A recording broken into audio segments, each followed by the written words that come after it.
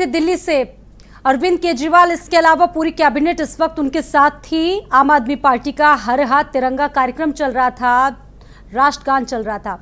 फिलहाल बढ़ते अपने कार्यक्रम कुरुक्षेत्र की तरफ। चर्चा हम कर रहे थे यूपी में जिस तरीके से आतंकी पकड़े जा रहे हैं, ये वाकई में बेहद खतरनाक है और एक बड़ी चुनौती है उत्तर प्रदेश जैसे बड़े राज्य के लिए। इस पर हम चर्चा करेंगे। मनोज यादव जी इस वक्त समाजवादी पार्टी से हमारे साथ जुड़ गए हैं, प्रवक्ता है, बहुत स्वागत है। और इसके अलावा और भी तमाम खास मेहमान हमारे साथ जुड़ेंगे इस चर्चा में, इस डिबेट में।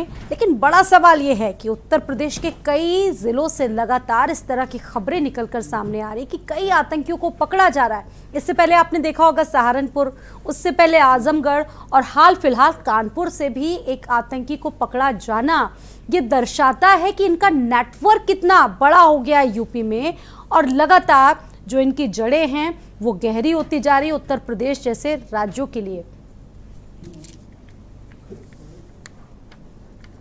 तो कनेक्शन काफी बड़ा है। और इन आतंकियों को ट्रेनिंग कौन दे रहा है?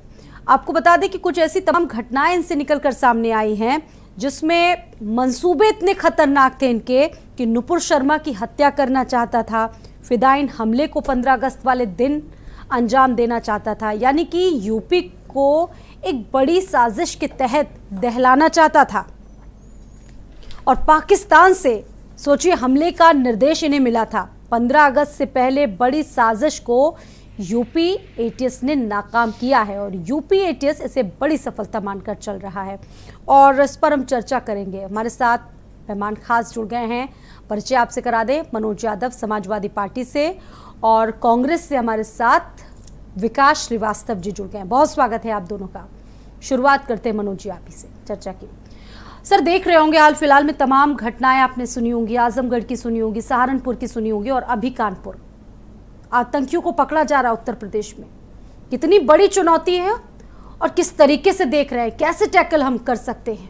खुली चुनौती दे रहे हैं आतंकी हमारी व्यवस्था को। निश्चित तौर पे जो हमारा पड़ोसी देश है पाकिस्तान, वो इस तरह के लगातार अपने मंसूबे बनाता रहा है और वो सारी प्रक्रियाएं करता रहा जिससे कि भारत में अस्थिरता रहे, भारत में धर्म के नाम पे, जाति के नाम पे, मजहब के नाम पे लोगों में बंटवारा रहे, लोग एक दूसरे के धर्म से नफरत करें और ख़ासकर एक विशेष धर्म के लोगों से पूरे देश में अलगाववाद जैसी चीज़ें हों। ये पाकिस्तान का पहला एजेंडा रहा है।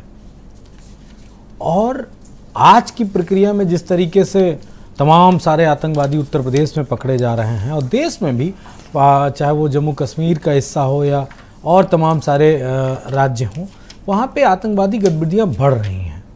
तो मुझे 2016 याद आता है जब इस देश के बड़े सशक्त प्रधानमंत्री मंच से आके और इस देशवासियों से कहते हैं, जिसमें हजारों लोगों की जानें चली गई थी जिस नोटबंदी में, उसका पहला एजेंडा था कि हम आतंकवादियों को कमज़ोर कर देंगे और इस देश से आतंकवाद ख़त्म कर देंगे।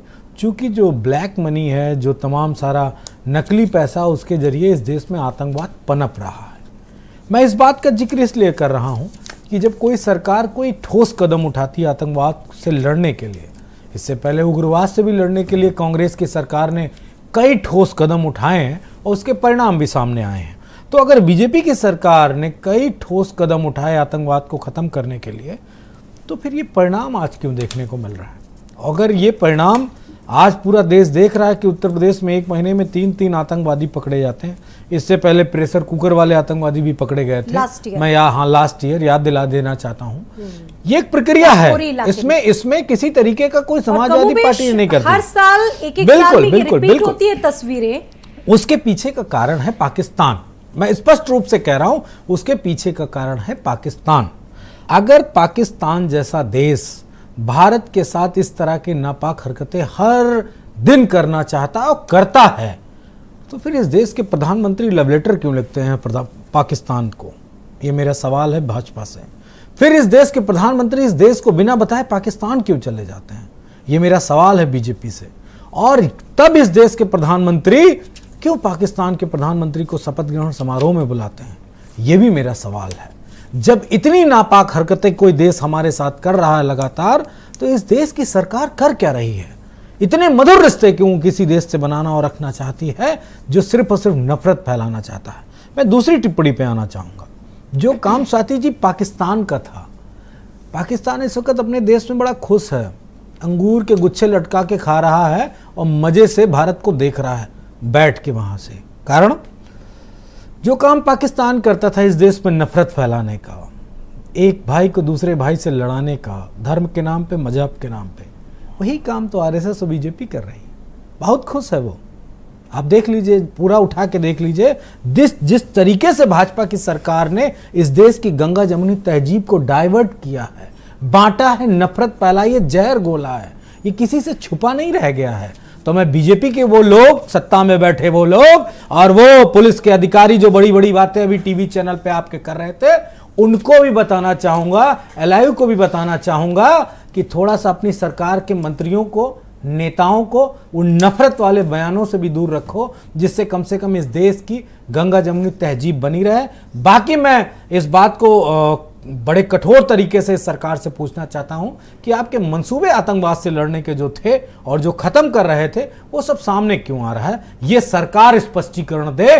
और ये सिर्फ आतंकवादी पकड़े क्यों जा रहे हैं? सिर्फ पकड़े क्यों जा रहे हैं? हमारी सरकार थी, आतंकवादी तमाम सारे यंत्रों तंत्रों के साथ पकड़ा गया, मारा गया।